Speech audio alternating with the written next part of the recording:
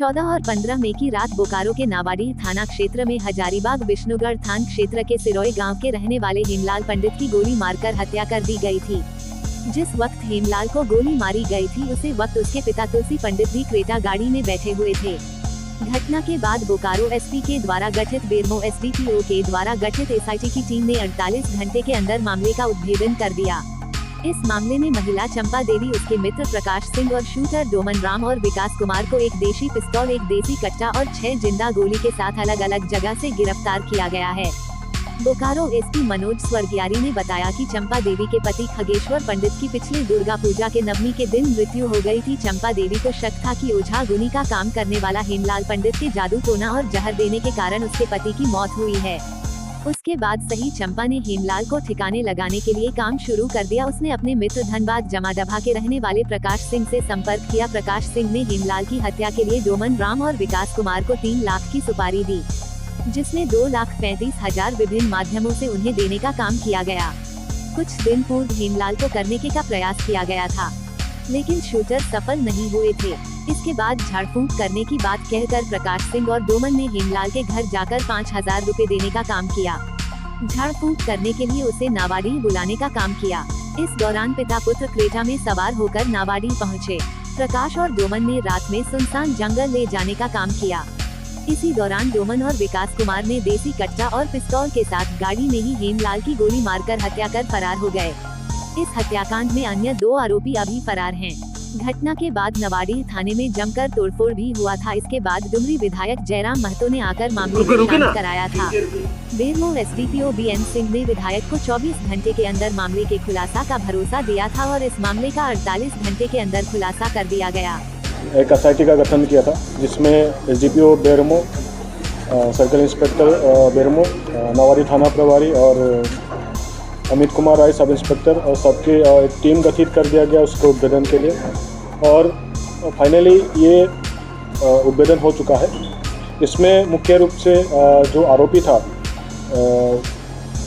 चंदा देवी, जो उन्हीं के गांव का, जो मृतक का गांव का ही था, वो उसका पति लगभग अक्टूबर 2024 में उसका डेथ हुआ था, जिसके जिम्मेदार वो जो डेथ हुआ है उसको मानते थे कि उसी ने जहर खिलवा के मेरे पति को मतलब मार दिया है।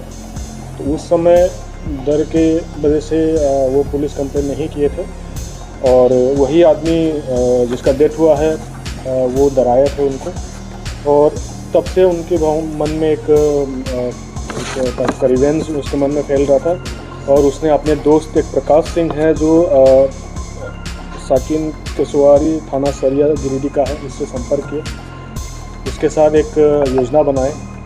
तो प्रकाश सिंह धनबाद के शूटर है, 3-4 शूटर से उनके बात कराए और वो लोग ये घटना को अंजाम देने के लिए पहले पिछले 6 महीने से वो लोग प्लानिंग कर रहे थे।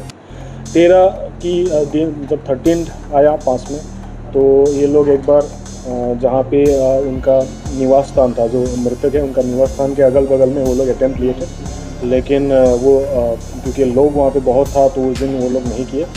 तो उसको 14 की तारीख को वो लोग एक सुनियोजित तरीके से उसको एक सुनसान जंगल में झाड़ फूकने के नाम से बुलाए और वहाँ पे वो लोग इसका अंजाम किए। तो फिलहाल चंपा देवी, प्रकाश सिंह, डोमन राम, विकास कुमार अरेस्टेड है। इसमें और अभियुक्त होने का संभावना है और हम लोग इसमें अनुसंधान कर रहे हैं। आने वाले टाइम पे इन लोगों को भी हम लोग अरेस्ट करेंगे। घटना में प्रयुक्त एक देसी पिस्तौल और देसी कट्टा निशानदेही पे, अभियुक्त की निशानदेही पे हम लोग बरामद किए गए हैं। उसमें कुछ 9mm राउंड और 300.315 का गोली भी बरामद किए हैं। घटना में प्रयुक्त मोबाइल जो यूज़ कर रहा था, जिससे उसको बुलाया गया है, वो भी हम लोग बरामद किए हैं। ये इन लोग 3 लाख में बात हुआ था और उसमें से 2,35,000 रुपया उन लोगों को विभिन्न माध्यम से, केस माध्यम से या बैंक के माध्यम से उनको दिया गया है। महिला का पुत्र के साथ क्या संबंध था जो धनबाद में रहता है?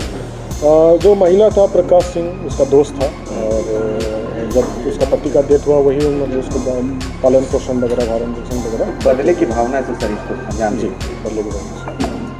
और कितने घंटे में मामले का उद्भेदन कर दिया गया? ये लगभग आज हो गया, कल 45-40 आवर्स। पहले भी उसका कुछ रहा है आपराधिक इतिहास?